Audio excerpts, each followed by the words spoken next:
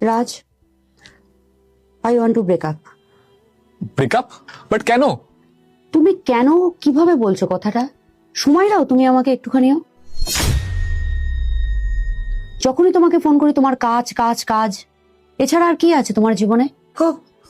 তুমি আমাকে একটুখানিও সময় দাও না। এভাবে সম্ভব না একটা সম্পর্ক।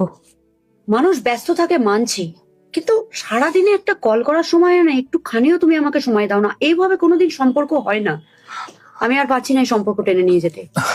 ইউ ট্রাস্ট মি, আমার এত চাপ, এত কাজের চাপ, অফিস থেকে এত চাপ দেয় আমাকে, আমি একটু মানে যে টাইম বার করবো সেটা পাই না, বিশ্বাস করো। আমি আমি সত্যি টাইম পাই না, এক টাইম পাই না, বিশ্বাস করো। তোমার ফোনটা একটু দাও। ফোন? হ্যাঁ, এই তো নাও।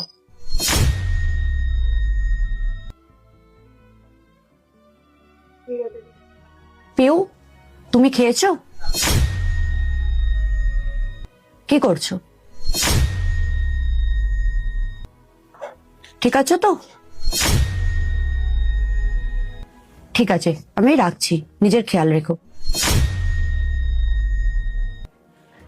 10 সেকেন্ড এইটুকুনি কথা বলতে কত তুমি ব্যস্ত থাকো যে এইটুকুনি কথা তুমি আমাকে ফোন করে বলতে পারো না? 10 সেকেন্ড, 10 সেকেন্ড রাজ, 10 সেকেন্ড লাগলো এইটুকুনি কথা বলতে। তুমি এত ব্যস্ত থাকো যে তোমার 10 সেকেন্ড আমার জন্য সময় হয় না। অ্যাকচুয়ালি কি জানো, ইচ্ছা থাকলে কথা বলার উপায় ঠিকই বার হয়ে যায়। সম্পর্কটাকে নিয়ে তুমি এত ক্যাজুয়াল হয়ে গেছো। এত ব্যস্ততাও মানুষের থাকে না। ব্যস্ত তো সব মানুষই থাকে। 10 সেকেন্ড আমার জন্য টাইম থাকে না তোমার কাছে।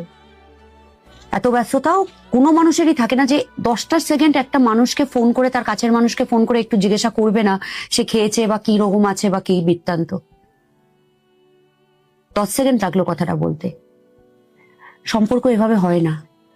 যে সম্পর্ক তুমি ক্যাজুয়ালি নিয়ে নিয়েছো না, যে সম্পর্কে তোমার কাছে 10 সেকেন্ডের জন্য টাইম হয় না, সেই সম্পর্ক কখনো এগোতে পারে না।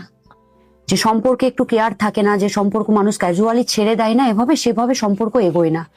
এত ক্যাজুয়াল ভাবে একটা সম্পর্ক এগোতে পারে না। সুতরাং আমাদের মনে হয় আমাদের আলাদা হয়ে যাওয়াটাই ভালো। Piu, Piu, I am sorry.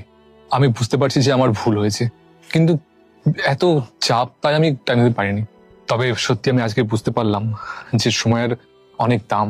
সময় না দিলে কখনো কোনো সম্পর্ক টিকতে পারে না। আমি আজকে বুঝতে পারলাম যে কাছের মানুষকে দেওয়ার জন্য তাকে সময় রাখতে হয় হাতে একটু হলেও। সেটা আমি আজকে বুঝতে পারলাম।